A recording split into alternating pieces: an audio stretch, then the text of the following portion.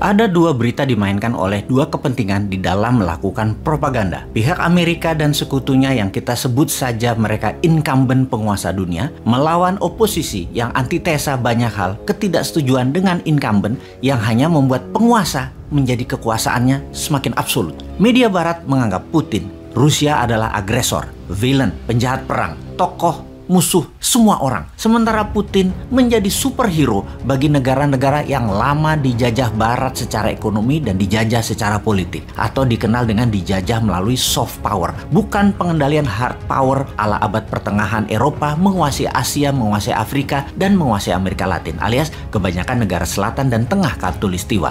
Sebelum melanjutkan, sangat disarankan sahabat mensubscribe channel Bosman Official satu lagi untuk memahami sejarah Soviet berdiri dan bubarnya Soviet karena akan dijelaskan detail di sana. Para negara terjajah menganggap Putin adalah war hero dan pahlawan yang akan mengalahkan Thanos, Amerika dan sekutunya Thanos itu. Temannya Putin adalah Xi Jinping yang pandai memainkan posisinya dengan muka seribu muka. Separuh kaki di barat, separuh kaki di utara, dan pastinya injek Afrika dan Asia Tenggara. Jadi dalam propaganda, Putin menggunakan kata-kata menyelamatkan Ukraina dan rakyatnya dari penjajahan Amerika dan sekutunya. Dalam propaganda barat, Putin adalah agresor yang haus kekuasaan dan haus darah seperti Hitler. Namun, kita yang jauh ribuan kilometer dari tempat bedil-bedilan konflik tersebut harus menjadikan hal ini pelajaran. Kita harus perdalam banyak hal agar paham lebih jauh lagi. Walau di tengah-tengah kekisruhan harga minyak goreng yang naik 100% dan langka, di tengah-tengah ingin nambah jabatan diperpanjang, kita harus kepala dingin belajar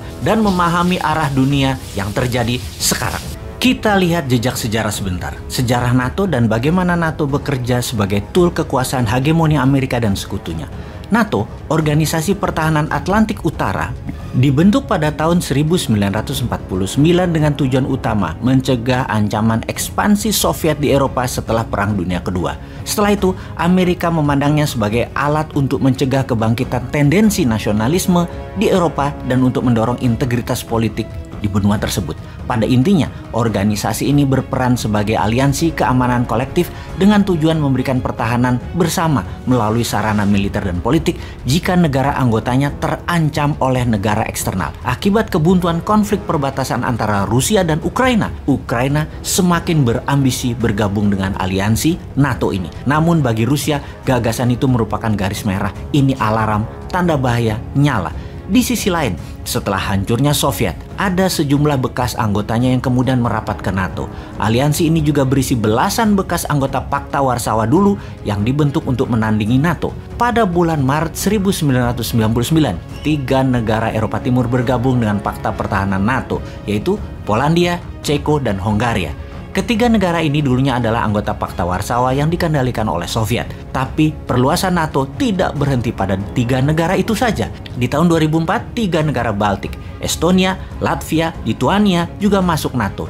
Sebelumnya, ketiga negara ini termasuk kawasan Uni Soviet. Ketika Soviet bubar, ketiga negara kecil ini langsung menyatakan kemerdekaannya. Masih ada 4 negara Eropa Timur lain yang bergabung dengan NATO di tahun 2004, yaitu Bulgaria, Rumania, Slovenia, dan Slovakia. Lalu di tahun 2009 ditambah lagi, Albania dan Kroasia juga memutuskan masuk NATO.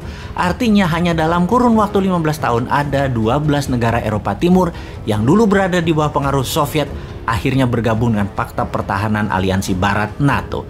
Rusia gelisah. Dalam pertemuan puncak NATO di 2008 di Rumania, Presiden Rusia Putin menyuarakan kegelisahannya dengan perluasan NATO tersebut. Dalam konferensi pers, Putin mengingatkan munculnya sebuah aliansi militer di perbatasan Rusia bisa dilihat sebagai ancaman langsung ke Rusia.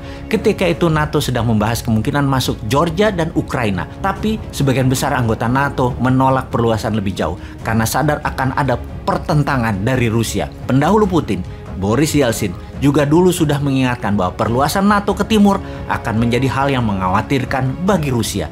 Akhirnya diputuskan pembentukan sebuah forum yang dinamakan Dewan NATO Rusia untuk melakukan konsultasi keamanan secara kontinu. Intinya, Putin tetap menolak. Pada awal masa jabatannya, Vladimir Putin sebenarnya mencoba membangun kerjasama dengan NATO baru tersebut. Namun lama-kelamaan Putin makin kecewa terhadap NATO. Apalagi setelah aliansi militer itu di tahun 2004 menerima keanggotaan 3 negara Baltik. Kalangan politik dan sebagian besar warga Rusia sampai saat ini masih khawatir negaranya, Rusia, dikepung oleh Barat. Kalau dari sisi Neumann, maka dapat disimpulkan memang ada kesalahan besar dan pesan politik yang salah ketika NATO membahas kemungkinan masuknya Ukraina dan Georgia. Itu politik yang buruk. Sikap NATO ketika itu menambah kecurigaan Putin bahwa pihak Barat hanya ingin mendominasi dan mendikte Rusia. Inilah yang membuat krisis Ukraina saat ini makin rumit karena bagi Rusia, Ukraina harus diambil alih. Dalam pemikiran solusi Neumann, NATO seharusnya bekerja sama dengan Rusia karena masih banyak tantangan global ke depannya. Misalnya berperang melawan terorisme, perang iklim atau climate change, mainannya globalis, mengendalikan pandemi, ekonomi, toolsnya big pharmacy. Sungguh, NATO dan Rusia punya kepentingan keamanan yang sama kalau diarahkan demikian. Sungguh, semua itu peran Neumann Indonesia besar sekali ke depannya. Ngarep ya? And together with our allies and partners, we will keep up the pressure on Putin's crumbling economy, isolating him on the global stage. That's our goal. Make Putin pay the price, weaken his position, while strengthening the hand of the Ukrainians on the battlefield and at the negotiating table.